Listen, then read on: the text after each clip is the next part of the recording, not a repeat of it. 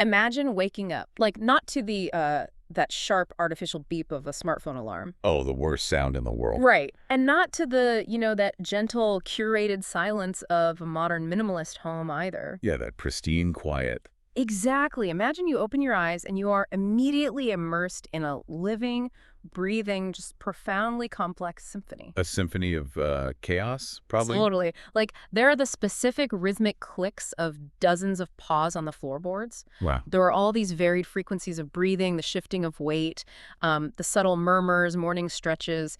You are waking up to the immediate, unapologetic demands of 14 different animals. 14. That's just a staggering number to wake up to. It is. And we are not talking about, like, a homogenous, perfectly trained pack of identical show dogs here. Right. Not a matched set. No, we're talking about 14 fiercely distinct, vibrant personalities. Each one carries their own deep history, their own visible and invisible scars of past trauma, and their own highly specific, non-negotiable daily routines. It really, it immediately shatters our conventional, highly sanitized idea of what a domestic morning is supposed to look like. Oh, completely. Because if you think about the modern household, the goal is almost always predictability. Yeah, we want control. Exactly. We want control over our environment. We want things clean, quiet, operating exactly on our schedule. Right. God forbid a dog barks during a Zoom meeting. Right. But the scenario you just painted, it replaces all of that human-centric control with an ecosystem that is, well, it's entirely organic. Yeah. It's slightly chaotic, yes, but more importantly, it's deeply and undeniably interdependent. Yeah. The humans don't just own the environment, Yeah. right? They're just one moving part within it. And that interdependence, that's the entire core of what we are unpacking today. We are taking a deep dive into this remarkable piece of source material. It really is fascinating. It's a deeply personal, incredibly candid written account by a woman named Sophie. Mm-hmm.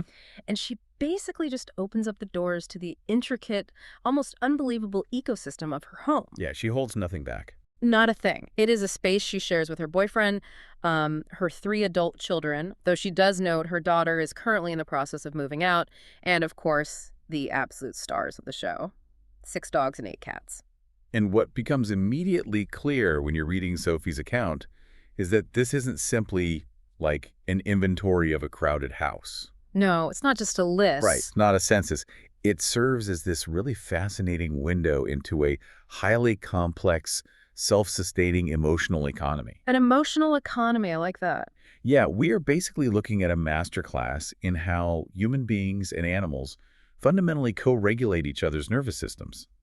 Like every single interaction in this house has a weight and a purpose. So just to give you a roadmap of where we are heading today, we have a massive amount of ground to cover. A lot of ground. We're going to dive into the sheer, staggering logistics of keeping this many heartbeats alive and happy under one roof. Which is a whole operation in itself. Oh, yeah. And we'll explore the heavy emotional weight that these animals bring with them and the incredibly unique personalities that honestly prevent this massive pack from just tearing itself apart. Yeah. But crucially, and this is the lens we are going to use to examine everything today, we are going to tackle a central debate that Sophie herself forces right to the forefront of her writing. She doesn't shy away from it at all. Not at all. She is acutely aware of the intense societal judgment that surrounds multi-pet households, and we need to face that head on. The tension surrounding that debate is, it's palpable from the very first paragraphs of her account. You can feel it. Yeah. She writes with the defensive posture of someone who knows she's constantly being evaluated by the outside gaze. Right. Because society generally operates on a very strict, traditional, and highly resource-heavy definition of what actually constitutes a good home for an animal. Yeah, it's very rigid. Extremely. That standard involves pristine living conditions, premium individualized medical care, and, let's be honest, an abundance of disposable financial resources. Right. And if you don't have those things, the societal consensus often leans toward the idea that you just have no business taking an animal in. Exactly. But Sophie pushes back against that narrative with incredible force. She really does. Her core argument, like her main thesis, is that intense emotional dedication, physical freedom, and an absolute abundance of love are fundamentally superior to the alternative. And we have to be honest about what that alternative actually is for the vast majority of these specific animals. Living out their days perfectly medically isolated, but psychologically deteriorating inside a sterile shelter cage. Right. Or worse. Exactly. So we are going to look at both sides of that fiercely debated coin today. But before we introduce you to this massive cast of 14 animals, we kind of have to understand the human architecture that holds this whole thing up. Right, the foundation. Yeah, like if you are building a skyscraper, you need to understand the structural foundation first, or the whole thing just collapses into rubble. And the human foundation is literally the only reason this ecosystem doesn't collapse. To understand that foundation, we really have to look at the psychological catalyst that brought this pack together in the first place. Right, because this didn't just happen overnight. No, not at all. Sophie provides some very poignant context about her own life. She went through a deeply difficult divorce. Mm-hmm. And simultaneously, she experienced the profound shift of her children growing up and beginning to transition out of the home. That's a lot hitting at once. It is. These are two massive, identity-altering life events happening at the exact same time. She explicitly writes that she was bracing herself for an empty, echoing house. She expected complete deafening silence. Yeah. And if you've ever gone through a major life transition like that, a breakup, a move, the kids leaving for college, you know exactly what that impending silence feels like. It's heavy. It's a physical weight in the room. But Sophie says that instead of silence, her home filled with pause, purrs, and unexpected love. It feels like a textbook example of nature abhorring a vacuum, doesn't it? The space left by the end of her marriage and the shifting independence of her children created this massive emotional void. And rather than letting that void calcify into isolation or depression, she allowed it to become a sanctuary. Yeah, it's this really beautiful intersection of profound loss and radical renewal. From a psychological perspective, caretaking is actually a really powerful mechanism for processing grief. Oh, really? Oh, absolutely. Huh. When your primary identity, perhaps as a full-time, hands-on mother or spouse, is suddenly stripped away or fundamentally altered, the human brain scrambles for a new stabilizing purpose. Okay, that makes a lot of sense. So the house transformed from a place of potential loneliness into a bustling, vibrant environment that required her immediate daily engagement. She had to show up. Exactly, she had to show up. And she makes a critical distinction in her writing, too. She explicitly states that she does not have these animals just to accumulate them. This isn't the pathology of animal hoarding, which is typically driven by an obsessive-compulsive need to acquire, often entirely disconnected from the reality of the animal's deteriorating conditions. Right. She's highly conscious of their individual needs. She says they arrived exactly when she needed them most, and they became the vital heart of the house. Yeah. She literally calls them her reason to wake up every morning, her reason to keep fighting for the physical space of her home, and her absolute reason not to give up on life. Which is incredibly powerful. It is, but here's where to throw a little bit of a wrench into things. Okay, let's hear it. Because as I was reading this, I found myself getting a little tripped up by the dynamic she describes. Sophie frames herself as the emotional center, right? Right. The animals are her lifeline. But then she introduces her boyfriend. Ah, yes. And she refers to him as the silent pillar of the home. She details his infinite patience and casually mentions that he is the one managing the endless, grueling daily chores required to keep a pack of 14 animals fed, clean, and happy. So, I mean, how are we reconciling this division of labor? It sounds an awful lot like Sophie gets to hold the beautiful, emotional vision, while the boyfriend is stuck doing the massive, literal heavy lifting of scooping the yard and scrubbing the floors. Well, you are tapping into the hidden and honestly often deeply underappreciated mechanics of sanctuary building. It's a crucial dichotomy, isn't it? It really is. Sophie is the narrator here. She is the one articulating this profound, almost spiritual bond with the animals. But the reality she describes makes it undeniable that without her partner's immense physical dedication, her emotional vision simply could not survive contact with reality. It would break down in a matter of days. Exactly. It's like she's the visionary architect drawing these beautiful blueprints for sanctuary, but he's the general contractor out in the mud actually pouring the concrete and swinging the hammer every single morning. That is a perfect analogy, and that division of labor actually mirrors a concept in behavioral ecology called a mutual aid network. Okay, tell me about that. So in these networks, different participants offer entirely different currencies, but the ecosystem requires both to survive. The phrase silent pillar is incredibly deliberate. Right. Pillar means support. Yes. It implies foundational strength, absolute support, and crucially, a lack of demand for the spotlight. Consider the sheer volume of physical labor involved Yeah, here. I can't even imagine. We are talking about the daily waste of 14 animals, Oh, God. the sweeping of fur, the preparation of massive quantities of food, the management of the physical boundaries of the home. It's a full-time job. It is. His quiet, infinite patience with the animals and the immense labor he donates to the household forms the physical infrastructure that allows her emotional sanctuary to exist. Because without his labor, the beautiful chaos Sophie describes would rapidly devolve into just unmanageable, toxic chaos. Exactly.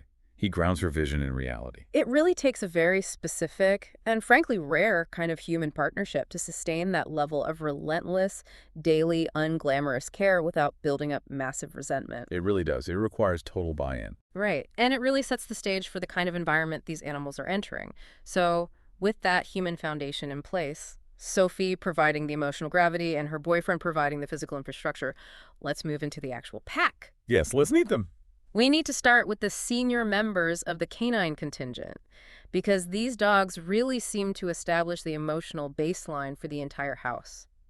The canine contingent in Sophie's home is fascinating because it largely represents deep emotional dependency. Yeah, they really need the humans. They do. These dogs are carrying highly visible, highly disruptive scars from their pasts and their integration into the home challenges. Basically everything we think we know about pet ownership. Okay, let's bring in Camilla and Loki. These are the Yorkie grandparents of the house. Mhm. Sophie tells us they arrived about a year ago. They're over 8 years old, and they came in absolutely terrible physical condition. Just heartbreaking.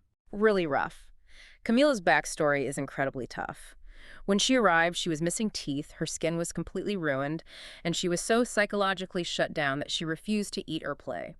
Sophie initially thought she was harboring some grave terminal illness. Camilla's presentation is textbook for a severely neglected senior animal. Really? Just the total shutdown? Yeah. When a dog experiences prolonged neglect, the physical deterioration, dental decay, the dermatological ruin from untreated parasites or allergies is almost always compounded by complete psychological withdrawal. Wow. The animal essentially learns helplessness. They shut down their exploratory behaviors because interacting with the world has only ever brought discomfort or fear. But the environment Sophie and her boyfriend created completely rewired that learned helplessness. Which is incredible to see. It is. Sophie writes that with immense patience and consistent affection, Camilla totally transformed. Today, she isn't hiding in a corner. She is a happy little dog who runs around the house and wags her tail. That's the dream outcome. And then there's Loki, her inseparable companion. Now, Loki comes with a major quirk. Very challenging quirk. Yeah. He has a habit of urinating wherever he pleases, just wherever the mood strikes him inside the house. Yeah. But the detail that stopped me in my tracks when reading this was a simple 4-word phrase Sophie uses. She says, "A nadie le importa." Nobody cares. That single phrase is a radical, almost subversive departure from the standard contract of modern pet ownership. It is entirely subversive. I mean, think about your own home or the homes of anyone you know with a dog. Right. If you were to poll 100 people on what the absolute non-negotiable deal breakers are for keeping a dog indoors, peeing everywhere is universally at the top of that list. Without a doubt. People rehome dogs for far less. But in Sophie's house, it's just accepted as a baseline fact of their shared existence. It's treated like the weather. You don't get mad at the rain. You just grab an umbrella, or in this case, a mop. And you are identifying the core of the debate we are exploring here. What Sophie is describing is unconditional acceptance. Because often, our love for a domestic pet is heavily, if subtly, conditioned on their strict compliance with our human lifestyle. That is so true. We don't even think about it. We don't. We demand that they be housebroken, that they don't bark when we are on Zoom calls, that they walk perfectly on a leash. The moment they violate that convenience, the relationship is threatened. Right. For many families, an incontinent senior dog like Loki is an immediate ticket back to a shelter, where his chances of adoption are virtually zero. Exactly zero. But Sophie's philosophy operates on a completely different axis. The home adapts to the animal's failure, rather than discarding the animal for failing. And what's wild is that it's not just Sophie doing the accepting. The text details that Camilla and Loki, despite the missing teeth, the ruined skin, and the random puddles on the floor, sleep peacefully every single night with Sophie's eldest son. Yeah. In his bed. in his bed. And even more incredibly, a cat named Gateau actually curls up and sleeps right in the middle of them. They form this inseparable cross-species senior cuddle puddle. Which speaks volumes about the pervasive environment of safety that the humans have cultivated. How so? Well, animals, particularly traumatized ones, are highly exquisitely attuned to human stress and rejection. They read our microexpressions, our tone of voice, our muscular tension. Right, they pick up on everything. Yeah, everything. The fact that the eldest son willingly shares his bed with them, and that a prey-driven species like a cat voluntarily joins a pile of predatory animals, indicates that the humans in this house do not exude frustration, anger, or disgust toward Loki's accidents. Wow. The humans have absorbed the inconvenience without projecting resentment onto the dogs. That is incredibly difficult to achieve, and it turns the home into a genuinely therapeutic environment. That idea of a therapeutic environment brings us perfectly to the next dog, who arguably needs that specific kind of therapy more than anyone else in the pack. Yes, Blue. Let's talk about Blue. Blue is a Chihuahua. She's about a year old, and Sophie rescued her straight off the street. And Blue is living with severe, debilitating anxiety. The way Sophie describes Blue's anxiety is deeply visceral. It really is. It's not just a dog acting slightly nervous. It is a full-system physiological meltdown. It's intense. Sophie explains that when the family leaves the house and then returns, Blue's reaction is just overwhelming. She shakes uncontrollably, she cries out, and she literally urinates from pure, unadulterated emotional overload. Yeah. Sophie frames this gently. She says it's Blue's way of showing how much she missed them. But if we look at the physical reality, that is a massive physiological response. That dog is having a panic attack every time the front door opens. It is a profound manifestation of separation anxiety rooted in severe trauma. What's going on in her brain when that happens? Well, when we look at the neurobiology of street dogs, their autonomic nervous systems are often permanently altered by the constant threat of abandonment, starvation, or violence. Okay. When Blue is separated from her chosen humans, her brain perceives it not as a temporary absence, but as a life-threatening abandonment. Her cortisol levels spike, her sympathetic nervous system shifts into overdrive, and the sheer flood of adrenaline causes the tremors and the loss of bladder control.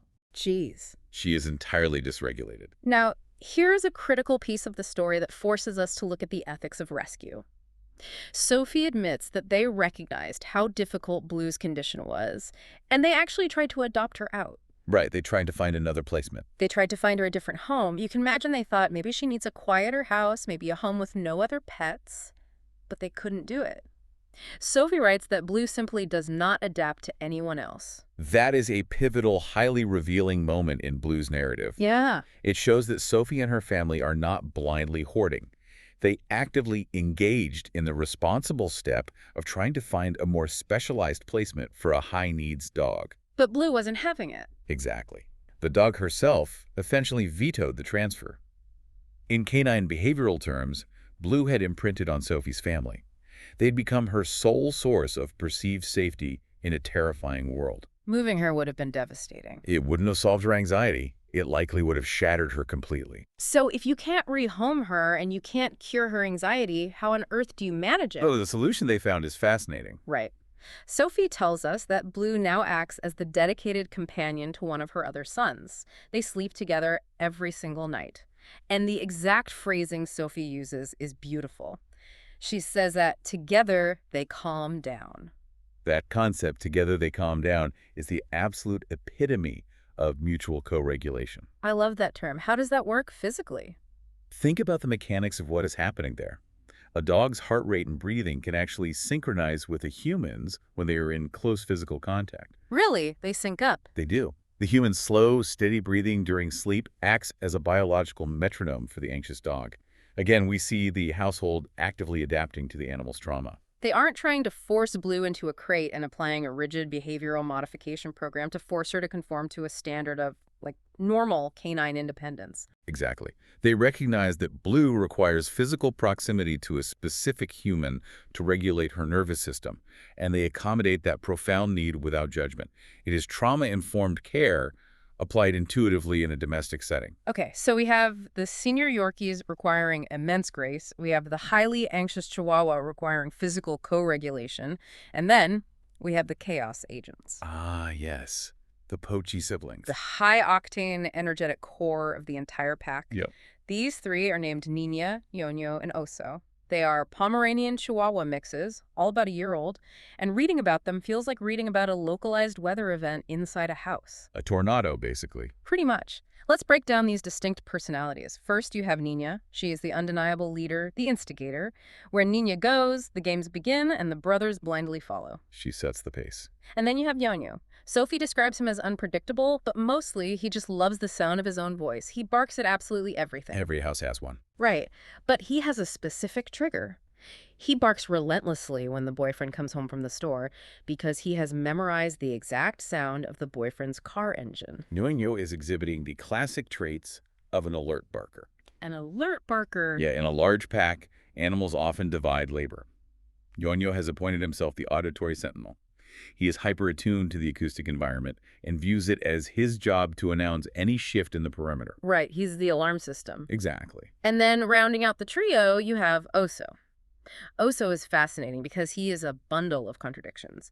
On one hand, he is an incredible athlete. So Sophie mentions he's quite the jumper. Oh, Sophie says he can high jump with a level of agility that makes him look like he belongs in a professional dog agility course. But emotionally, he is incredibly fragile. Yeah, the sensitivity there is really interesting. Sophie recounts a time she gently scolded him, and he immediately went straight to his bed with an expression that she says broke her soul. He is deeply, profoundly sensitive to human tone. Which is such a sharp contrast to his physical toughness. It really is. So I have to stop and ask a practical question here. Okay. Picture this living room. You have Ñoño barking his head off at cars, Oso launching himself into the air, Nina instigating a stampede of play, plus the seniors, plus the anxious Chihuahua.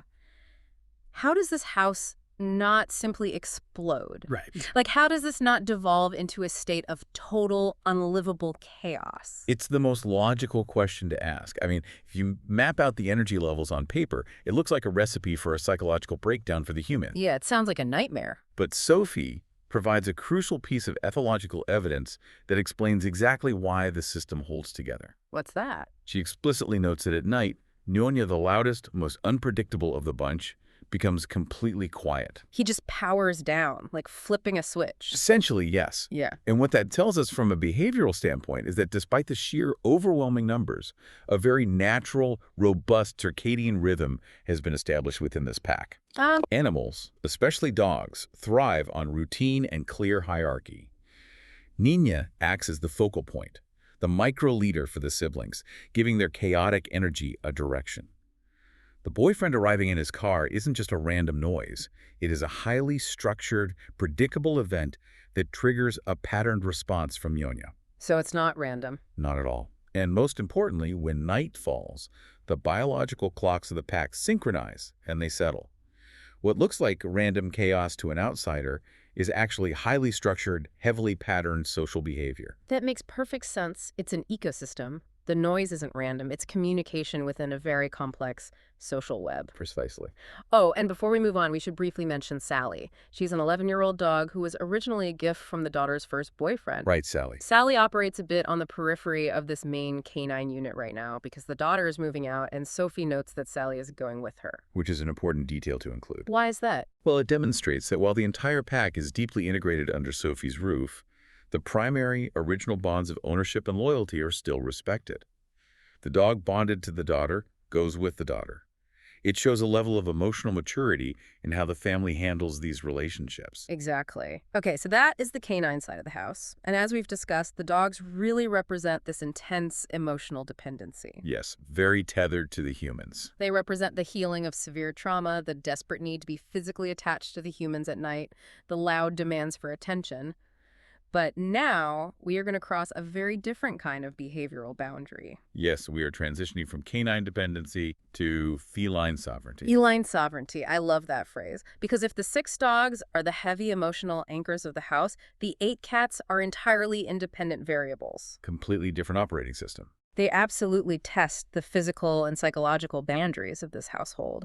Reading Sophie's descriptions of the cats, it honestly felt less like she was describing pets and more like she was describing a group of eccentric, slightly arrogant roommates who absolutely refuse to pay rent but make the house undeniably fascinating to live in. That's a great way to put it. The contrast is stark, and it's rooted in evolution, actually. How so? Well, Unlike dogs who are domesticated to work cooperatively alongside humans and rely on us for social structure, cats essentially domesticated themselves by realizing human settlements were great places to hunt mice. They just kind of moved in. Yeah, they just decided to hang around. Mm. So the felines in Sophie's letter are not seeking co-regulation in the way Blue the Chihuahua is. They're constantly asserting their autonomy. Let's start with the matriarch of the backyard, Kiwi, and her offspring, Gato. Kiwi has quite the story. Kiwi's backstory is incredibly grim. She lives outside, and Sophie details that she survived a horrific, highly complicated pregnancy. The physical toll was immense. Kiwi actually had a gaping hole in her chest, and she nearly lost her entire litter. Out of all of them, only one single kitten survived. It is a harsh, unvarnished look at the reality of life for a stray animal. It highlights the incredible physical resilience required just to survive, let alone reproduce, without human medical intervention. Right, and in the total bloody chaos of that survival moment, they didn't have time to figure out the gender or come up with a cute name. They just called the surviving kitten Gato, literally just the word cat in Spanish, and the name stuck. Sometimes the simplest names are the best. True. Now, we actually brought Gato up earlier. Gato is the cat who uniquely, deliberately chooses to sleep curled up with Camila and Loki, the senior Yorkies. Sophie makes a point to say it's as if those dogs are Gato's actual family. From an ethological perspective, that is a beautiful and complex example of cross-species socialization. Why do you think she does that? Think about what Gato experienced early on, the trauma of the birth, a mother who likely struggled to provide given her massive physical injuries. Gato survived that trauma and sought out security. But she didn't find it with her mother, who remains an independent outdoor backyard cat. Gato found her warmth, her heartbeat, and her security with the quiet, low-energy senior dogs indoors. Wow. It completely subverts the dogs chase cats stereotype and highlights how fluid and adaptable the concept of family is within an enriched environment. And speaking of adapting to the environment, let's talk about Coco. Coco is Kiwi's brother. Ah, Coco. And Sophie makes it abundantly clear. Coco is the undisputed king of the house. He has claimed the living room as his personal domain. Of course he has. But his defining characteristic is that he has physically figured out how to open the heavy sliding glass doors all by himself. Which is an impressive display of mechanical problem solving, high intelligence, and absolute unchecked entitlement. Utter entitlement. Sophie says Coco opens those doors whenever he feels like it. It could be high noon, it could be midnight. He has zero regard for whether the humans are sleeping or whether it's cold outside. None at all. He enters and exits the house like royalty, commanding the guards to lower the drawbridge. I love that. But here is the most fascinating, almost literary detail Sophie shares about Coco. She notes that when he was younger, his fur was almost completely white, but over time, his coat has progressively turned black. And she doesn't just state this as a random physical fact. She offers this incredibly poetic interpretation. She says it's as if life were dyeing him with his own strong character. It is a striking, beautiful metaphor. Isn't it? Now, if we look at the biology, we know that some cat breeds, like Siamese or Himalayan mixes, possess a genetic mutation where their tyrosinase enzyme, which controls pigment, is temperature sensitive, meaning their fur color can actually change based on body heat or age. Oh, really? I didn't know that. Yeah, it's a real biological phenomenon. But from a narrative and emotional standpoint, Sophie's interpretation is far more profound. She looks at Coco and sees his physical transformation as a direct manifestation of his dominant, forceful personality.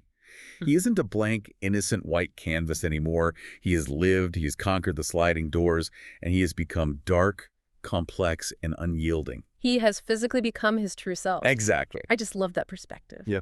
She looks at her animals like they're characters in a novel. Next up in this feline cast, we have what the text frames as the odd couple, Lily and Hermes. The mother and son.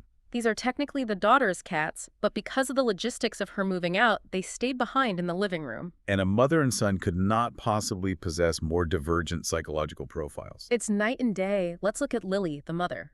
Sophie describes her as deeply mistrustful, highly reserved, and guarded. She absolutely hates being touched, and she even lashes out and gets angry at her own son. Very defensive. Extremely. And here is her routine. Occasionally, the lure of the outside world gets to her and she escapes the house. But the second she is actually outside, she's paralyzed by panic. She Oh. immediately turns around and knocks on the door in absolute fear, begging to be let back inside the safety of the walls. Lily is exhibiting the classic push-pull behavior of a deeply insecurely attached animal. What causes that? If you study feline behavioral development, cats that miss crucial socialization windows or experience early trauma often develop this exact profile. She desires the theoretical freedom of the outside world, driven by deep instinct, but she completely lacks the internal confidence and emotional regulation to navigate it. She wants it until she has it. Right. She tests the boundaries of her safety, only to become terrified by her own vulnerability. She rushes back the moment she realizes how much she relies on the invisible shield that Sophie's house provides. Meanwhile, her son Hermes is playing an entirely different game with reality. Hermes is the adventurer. The confident one. He has claimed a little house right by the front door as his base camp. And Sophie says he literally plays psychological mind games with her. Typical cat. Totally. He will slowly walk right up to the boundary line of the street, making her heart drop, making her think he's about to bolt and run away into traffic.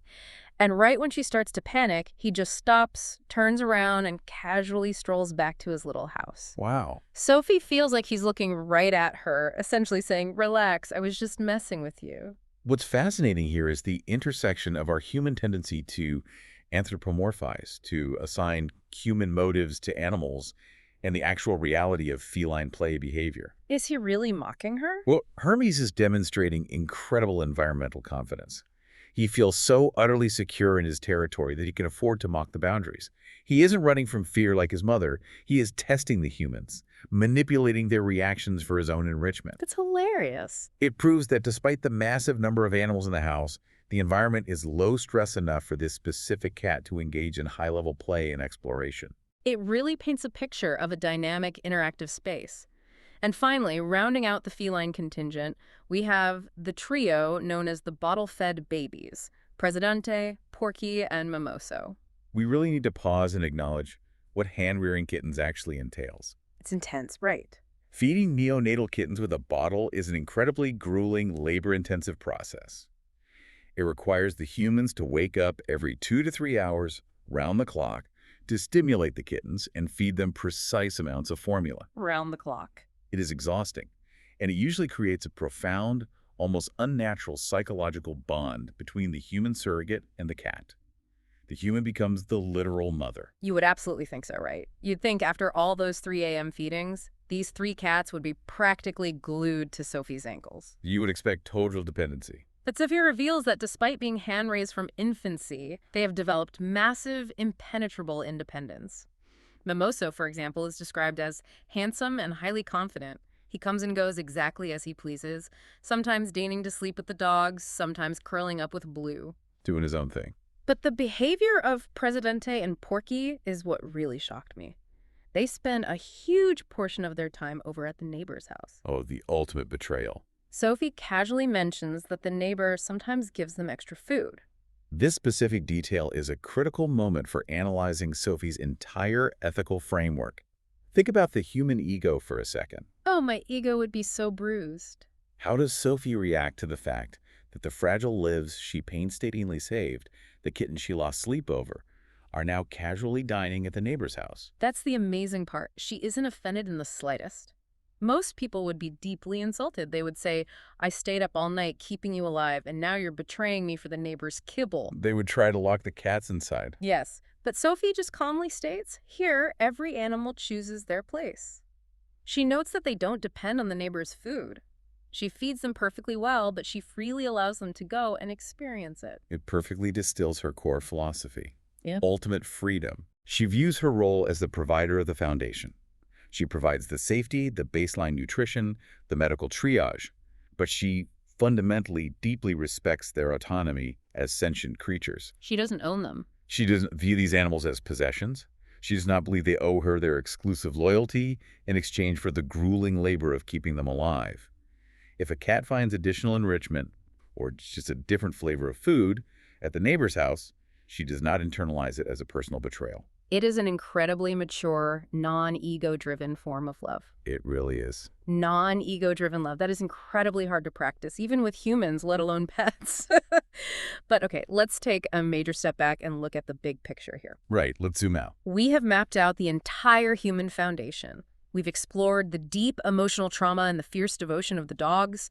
We've traced the wild, untouchable independence of the cats. It's a vast system. We are looking at a living, breathing, eating ecosystem of 14 animals.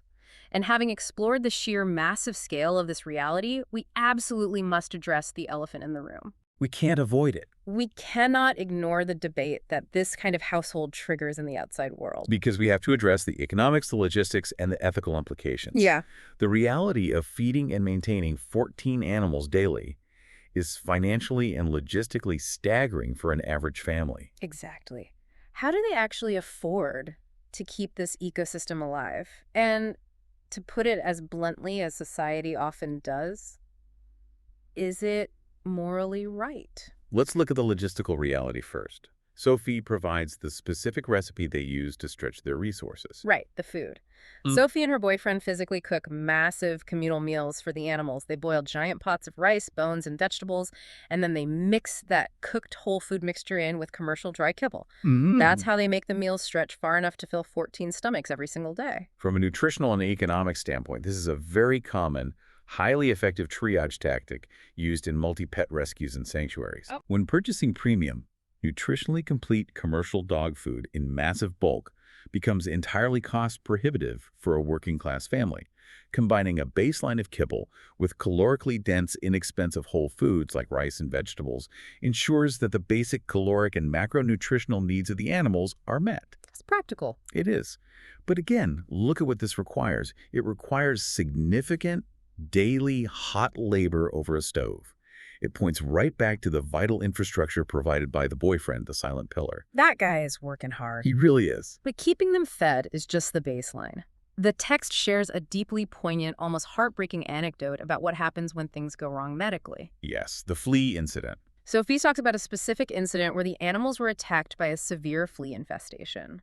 She went to a pet store, Petco, and she bought a single flea pill. One pill. Just one. And it cost her $100. And because she only had one pill, she physically broke it apart, dividing that single dose among all the animals so that every single one of them could get some tiny fraction of relief. Now, I have to step in here. If you are listening to this, you might be feeling your chest tighten, you might be getting angry, because we promised to look at both sides of the societal debate, and this is the flashpoint. It is the absolute crucible of the debate. Yeah. It forces us to confront the tension between intent and medical reality. If you look at the act of splitting one pill among 14 animals, critics would absolutely point to that and argue, this is exactly precisely why she should not have so many animals. They absolutely would. They would argue that the pharmacology is ruined. A 1/14th dose of a flea pill does not kill fleas, it just breeds resistant fleas. Medically speaking, that's accurate. They would argue that if you cannot afford 14 individual proper doses of medicine, you fundamentally cannot afford 14 animals. Where is the line? Where does running a loving, open-hearted, non-ego-driven sanctuary cross over into simply being dangerously, medically in over your head? It is arguably the most challenging, painful question in all of animal rescue, and it's a perfectly valid, scientifically sound critique. Yeah. The modern medical standard of care dictates precise, weight-based dosing. Splitting a pill 14 ways is not medicine. It is an act of sheer, desperate triage. Right. It is a psychological balm for the owner as much as it is a physical treatment for the pets.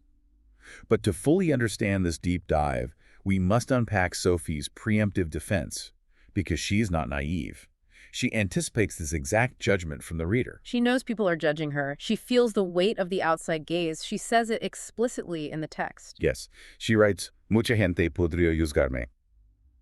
Many people might judge me. They might say that there are too many of them, or that we clearly lack the resources to do this properly. She owns the deficit. She owns it completely. But her counterargument is vital to understanding the ethos of her home. She says, it hurts not to be able to give them more, but we give them everything we have. We give them everything we have. It's such a heavy, devastating line. It is a profound ideological collision. The critic, operating from a place of structural ideal, looks at the split flea pill and sees a failure of resources. They see a failure of responsibility. Right. Sang-Fai, operating from the messy reality of the trenches, looks at the split pill and sees the absolute maximum expenditure of her love and her financial capability. She's implicitly arguing against the growing societal idea that animal companionship should be a pristine luxury, reserved exclusively for the wealthy who can afford $1,000 vet bills without blinking. Okay, let's take her defense to its ultimate conclusion then. Let's look at her central thesis. Because she isn't just defending her lack of money as an unfortunate circumstance, she is making a passionate moral argument about the fundamental nature of a good life. Yes, this is the core of the love versus cages argument that defines grassroots rescue. She states her thesis clearly. They have a right to be free, to run, to play, and to live in a house where they are loved, not in a cage. She is directly, unapologetically comparing her imperfect, highly chaotic, financially stretched home to the alternative. And the alternative for a dog that pees on the floor or a cat that attacks people is a perfectly sterile, medically precise, highly resourced shelter cage where an animal might spend years psychologically degrading or eventually be euthanized for space or behavioral issues. It perfectly encapsulates a profound, ongoing philosophical debate within the animal welfare community. On one side of the spectrum, you have the resource standard. Right. This is the belief that an animal's physical, behavioral, and medical needs must be met perfectly according to modern veterinary standards. Mm-hmm. If a person cannot meet those standards, the belief is that the animal should not be kept, because lowering the standard risks slipping into neglect or hoarding.